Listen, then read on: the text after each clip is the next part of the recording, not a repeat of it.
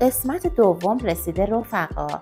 بازم رفتیم تو فاز اگه ماها با هم زن و شوهر بودن زندگیشون چه شکلی میشد.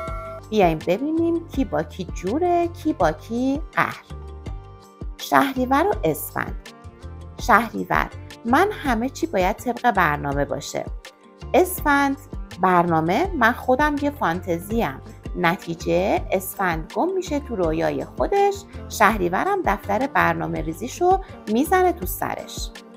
خرداد و آبان. خرداد 2 شخصیت داره. آبانم خودش یه پکیج از راز و رمز و سکوت مرگبار. اینا اگه دعوا کنن تا 3 روز فقط استوری های مبهم میذارن بدون اینکه اسم همو بیارن. تیر و بهمن. تیر دلتنگ و احساسی، بهمن منطقی و یخزده. تیر گریه میکنه، بهمن میگه به جای اشک دلیل بیار. نتیجه تیر میره آهنگ غمگین گوش میده، بهمن میره سراغ تکنولوژی. دی و فروردین. دی آچار فرانسه و منظم، فروردین بچه شیطون و انفجاری. دی میگه ساعت 10 بخواب، فروردین میگه 3 شب وقت زندگیه.